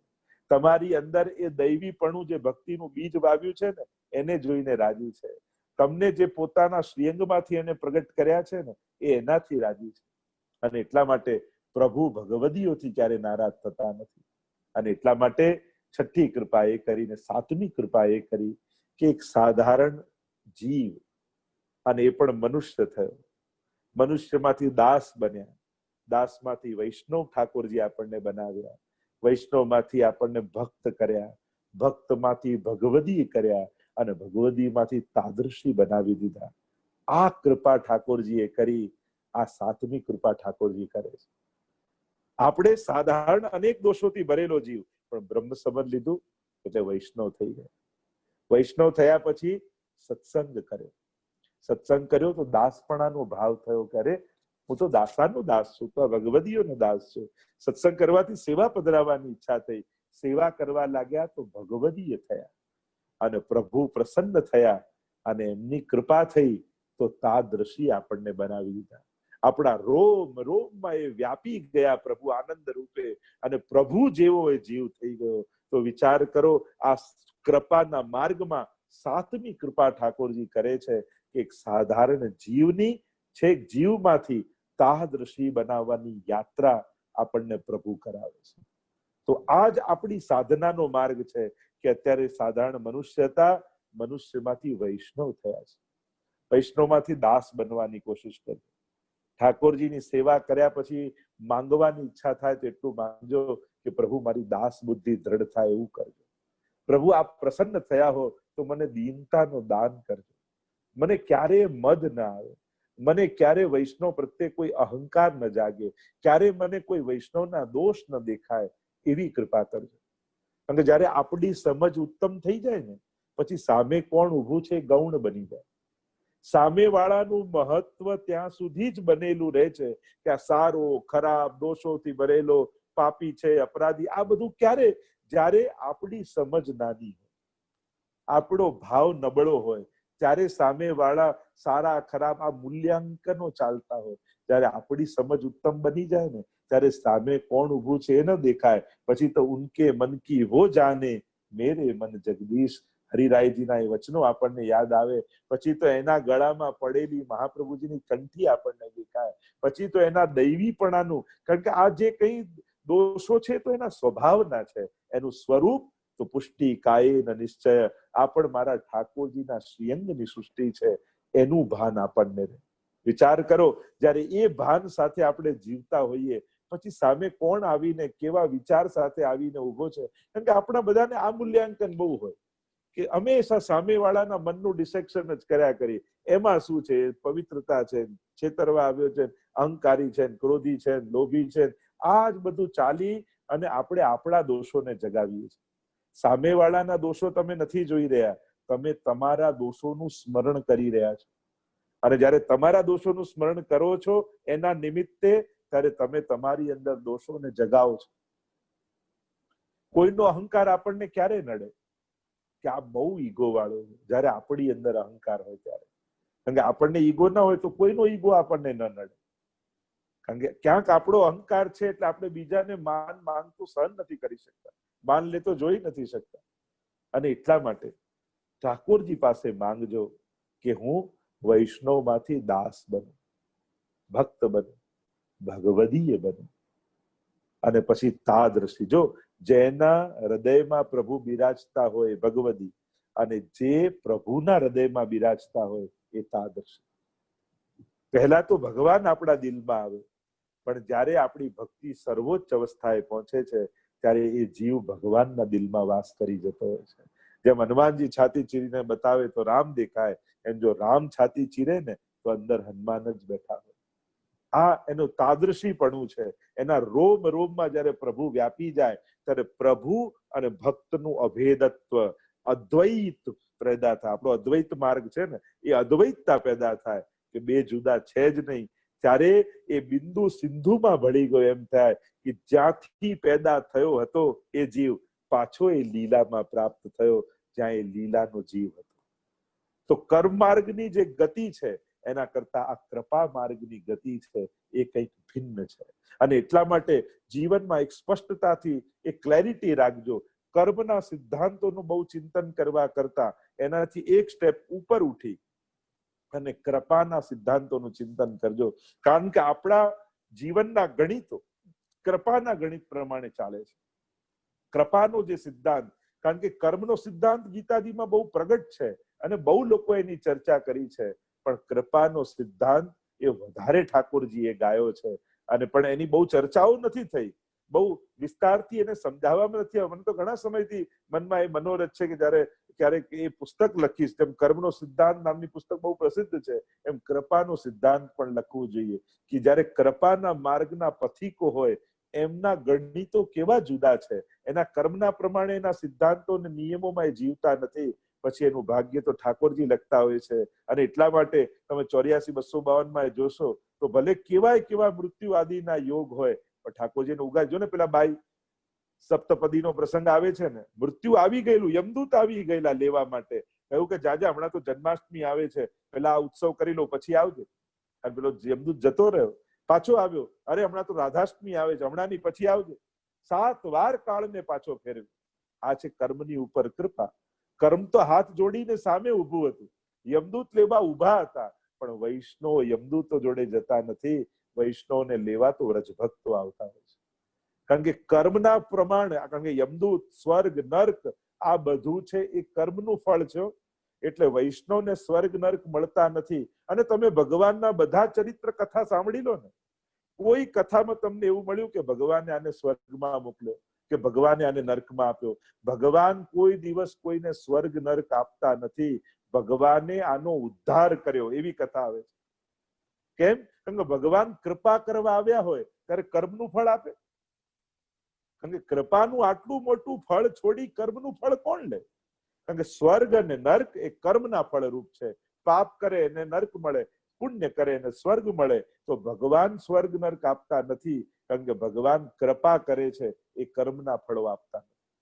અને એટલા માટે આ કર્મનો સિદ્ધાંત એવો છે, આ કૃપાનો સિદ્ધાંત એવો છે જે કર્મના માર્ગથી કંઈક જુદો છે. અને સતત કૃપાનો અનુભવ કરતા કરતા એક વસ્તુ યાદ રાખજો, તમે જે કાંઈ પણ જીવનમાં સેવા કરી છે ને, ભલે ભાવે કરી હોય, અભાવે કરી હોય, દેખાડવા કરી હોય, ભાવથી કરી હોય, ગમે તે રીતે કરી હોય, પણ તમારી સેવા એક સેકન્ડની પણ નકામી જવાની નથી. ભક્ત દ્રોહે ભક્ત્યા ભાવે ભક્તેશ્ચા અતિક્રમે કૃતે અશક્યવા સુશક્યવા સર્વથા શરણમ હરિ. તમને એમ થાય કે આજે બિલકુલ મૂડ નતો સેવા કરવાનો, જરાય ભાવ નતો, તારામાં ભાવ નતો કરવાનો, પણ ઠાકોરજીમાં તો લેવાનો ભાવ હતો જ, કારણ કે મહાપ્રભુજી પુષ્ટાવીને પધરાવ્યા છે. એટલે સ્વીકારનારમાં ઉત્સાહ હોય, કરનારમાં ભલે ન હોય, તો પછી એ સેવા ક્યારે નકામી જાય?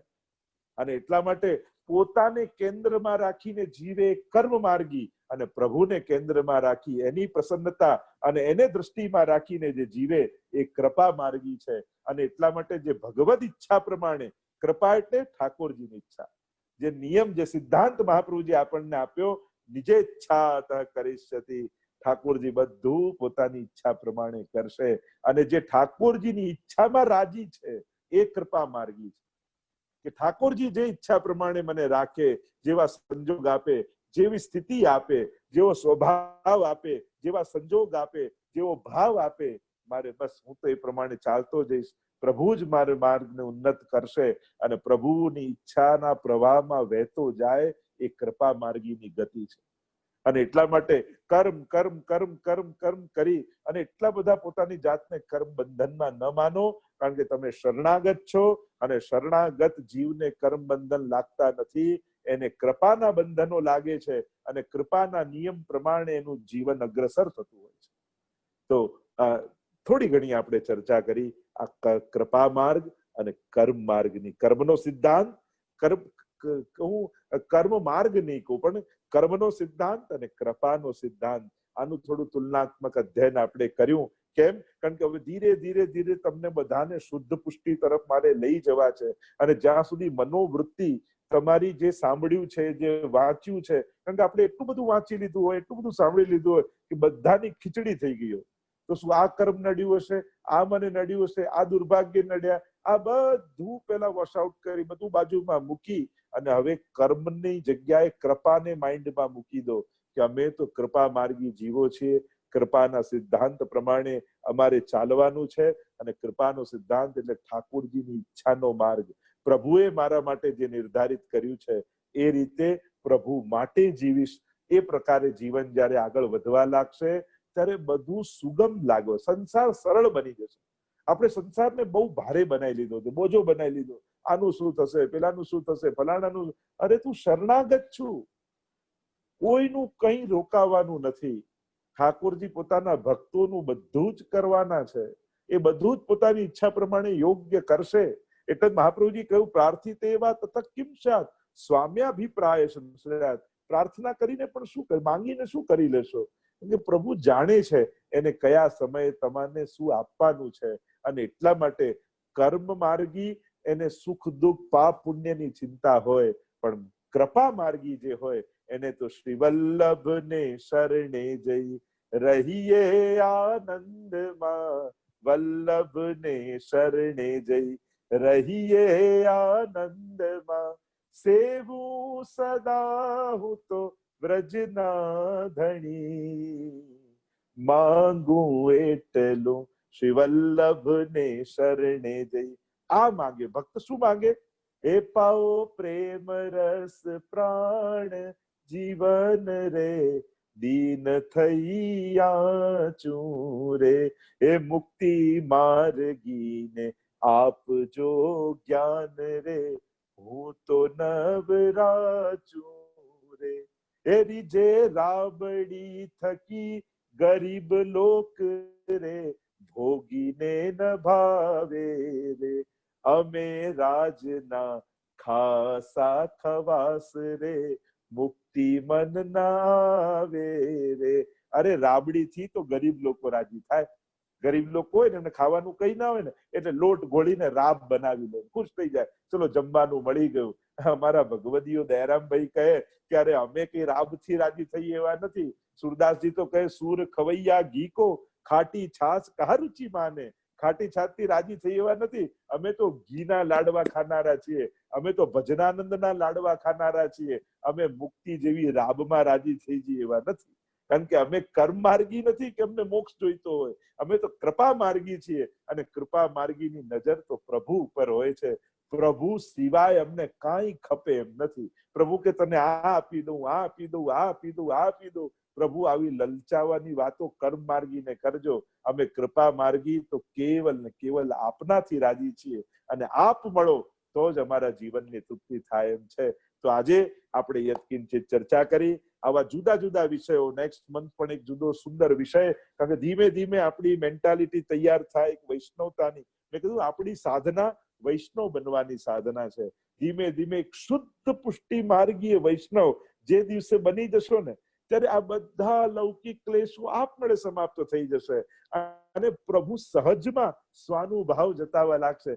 જે દિવસે શુદ્ધ પુષ્ટિ ભક્ત આપણે થઈ ગયા, કોઈ બીજું કાંઈ પામવું નથી, વૈષ્ણવ બનવું છે, બસ શુદ્ધ પુષ્ટિ ભક્ત બનવું છે. આ એક લક્ષ્ય લઈને જો ચાલ્યા ને, તો ક્યાંય ધ્યાન બીજે ફેરવો નહીં. બસ મારું જીવન એક વૈષ્ણવી જીવન બનીને હું જીવું, આ જો લક્ષ્ય રહ્યું તો બહુ સુગમ રસ્તો એટલો સરળ થઈ જશે કે ક્યાંથી માર્ગ ઠાકોરજી કાઢી દેશે, તમને ખબર નહીં પડે કે પ્રભુએ કેવો સુગમ રસ્તો કરી દીધો. તો એક એક વિષયને લઈને આપણે આગળ વધતા રહીશું. હજી તમારા સર્કલમાં, વૈષ્ણવમાં, મંડળમાં, ગામમાં જે વૈષ્ણવને આનાથી પરિચય ન હોય એમને બધાને સૂચના આપજો, જેથી એ લોકો પણ વંચિત ન રહી જાય અને એમને પણ આ સત્સંગનો લાભ મળતો રહે. તમારા પ્રશ્નો, મારો વિચાર છે કે next time question answer session રાખવું આપ લોકોની જોડે, એટલે આપ લોકોના મનમાં જે કોઈ પણ પ્રશ્નો હોય, ભલે નામ લખ્યા વગર પણ તમે ઈમેલમાં કે ગ્રુપમાં મોકલજો અમિતભાઈને. તો એ પ્રશ્નો અને પ્રશ્નોનું સમાધાન એના પર પણ હું ચર્ચા કરીશ. જે કાંઈ પણ પ્રશ્નો આપના જીવનમાં આવે, નિસંકોચ આપ પૂછી શકો. કોઈ પ્રશ્ન નાનો નથી હોતો. જેને મૂંઝવે છે એના માટે તો મોટો જ હોય છે, અને એટલા માટે એવું નહીં માનવું કે આવું પૂછાય, આ શું પૂછ્યું. અરે બધા પ્રશ્નો મહત્વના છે, અને એટલા માટે તમારા પ્રશ્નો મોકલજો, તો એના જવાબ હું મારી રીતે આપીશ. અને કોઈ ને કોઈ વિષયની સાથે એની વચ્ચે આપણે સેવા શિબિર તો ચાલતી જ રહેશે, એટલે પાછું વચ્ચે સેવાની ડેટ આપને જાહેરાત થશે, એટલે એમાં તમે ખાસ જોડાવ, જેથી તમને ભલે તમારા માથે પુષ્ટાયેલી સેવા ન હોય છતાંય જોડાવ, જેથી તમને શીખવા મળે કે આ કઈ રીતે સેવા થાય છે. એક ભજન સંધ્યાનો પણ કાર્યક્રમ, કીર્તન સંધ્યાનો પણ કાર્યક્રમ થશે, એટલે ધીમે ધીમે હવે પ્રોગ્રામ વધતા જશે વૈષ્ણવ સંઘના. અને તમને આખા મહિના દરમિયાન અમારી તો ઈચ્છા એવી છે કે 4 પ્રોગ્રામ તમને મળે, પણ જે પણ હોય એ શુદ્ધ પુષ્ટિ ભક્તિ તમારી અંદર જાગૃત કરે એવા કાર્યક્રમો કરવા છે. કારણ કે અત્યારે એટલું બધું, બધી માહિતીઓ ને નોલેજ ને યુટ્યુબ ને પુસ્તકો ને એટલા બધા હવે મળે છે ને, કે એ બધામાં ભાવ મેળવવામાં આપણો ભાવ જ ગુમાવી દઈએ છીએ એવું થઈ જાય છે.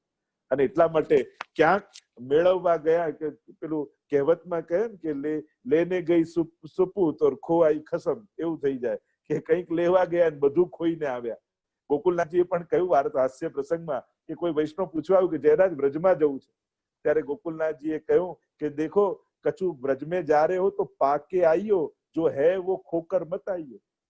ત્યાં ઘણી વાર આપણે એવું થાય, આપણે ખોઈને જઈએ. વ્રજમાં ગયા ને ચોબાજીએ તો આમ કર્યું ને આમ કર્યું ને આમ, અને જે ભાવ હતો એ ગુમાવીને પાછા ઘરે આવીએ. એટલે કશું પાકે આઈયો, ખોકે મત આઈયો. અને એટલા માટે સત્સંગ એટલે કંઈક પાવાની ક્ષણો, કંઈક મેળવવાની ક્ષણો, ભીતર રહેલા બીજને જલ સિંચનનો પ્રકાર એ જ સત્સંગ છે. અને સાંભળ્યા પછી એવું લાગવું જોઈએ. જો આજે તમને લાગ્યું કે કંઈક જળ રેડાયું હોય, બીજમાં કંઈક અંકુર ફૂટ્યા હોય, એમ એ કંઈક એને જ સત્સંગ કહેવાય. કેવલ કાનને પવિત્ર કરવા અને જ્યાં મળે સાંભળતા જાઓ, સાંભળતા જાઓ, સાંભળતા જાઓ, અને એવી ખીચડી મનને બનાવી દો ભાવનાની કે એમાં કાંઈ ઉગી ના શકે, એવી બંજર ભૂમિ તમારું હૃદય ન થઈ જાય. એની સાવધાની રાખી, સત્સંગમાં વિવેક રાખી કે શું સાંભળવું, શું નહીં સાંભળવું, જેનાથી ભાવની અભિવૃદ્ધિ થાય એવું સાંભળવું, ભાવ દુર્ભાવ થાય એવું નહીં. આ બધો વિવેકની પકડ. જયારે બધું જ ચુલપ થઈ જાય ત્યારે માણસને વિવેકપૂર્વક આગળ જવું પડતું હોય છે કે મારે શું મેળવવાનું છે. એ જો વિવેક નહીં હોય તો પછી અત્યારે બધું અવેલેબલ છે અને બધું લેવા જશો તો બધું જ ગુમાવી દેશો. તો આવા પ્રકારના કાર્યક્રમ ચાલતા રહેશે. આવતા વર્ષે જયારે યુએસએ આવવાનું થશે ત્યારે કેમ્પ આપણે કરવાનો છે. તો પછી હું બી રાખી, જે સત્સંગમાં નિયમિત આવતો હશે ને એને જ એલાઉટ કરીશું કે એ જ કેમ્પમાં આવીશ. પણ એ 3 દિવસ એવા આપણા જવા જોઈએ કે એમાં પાઠ, કીર્તન, સેવા, સાહિત્ય, સંસ્કૃતિ બધું જ વૈષ્ણવતાનું એક પેકેજ આપણે 3 દિવસમાં એવું કેમ્પ થાય કે આપણે વૈષ્ણવતાને જીવીને જઈએ એવા પ્રકારની આખી 3 દિવસ અમારી સાથે રહી શકો તમે. અને સવારથી રાત સુધી બધા જ ઠાકોરજી પધરાવીને આવે અને બધા અમારી સન્મુખ સેવા કરે. ત્યાં અમે શીખવાડીએ, પાઠ બોલતા, અનેક પ્રકારના એવા બધા મનમાં પ્લાનિંગો છે. પણ હવે બહુ વિધિવત રીતે આપણે આગળ વધવું છે. તો બધા જોડાજો, પોતાના ફેસબુકમાં જોઈન થજો. અહીંયા અમારું ઇન્ટરનેશનલ વૈષ્ણવ સંઘ ફેસબુક છે, એમાં બી તમે જોડાઈ શકો છો. એમાં પણ તમને માહિતી મળશે. એની સાથે યુએસએ વૈષ્ણવ સંઘ આપણું જે છે એમાં તમે લાઈક કરશો તો એની માહિતી મળશે. રેડિયો ભક્તિ આપણું જે એપ છે એ ખાસ ડાઉનલોડ કરજો, કારણ કે એમાં બધા તમને ગ્રંથ, પુસ્તક આ બધું જ મળશે. તો એમાં તમે જોડાઈ શકો છો, તો એનો પણ તમે લાભ લઈ શકો છો. તો અંતમાં ખૂબ ખૂબ શુભકામના, આશીર્વાદ.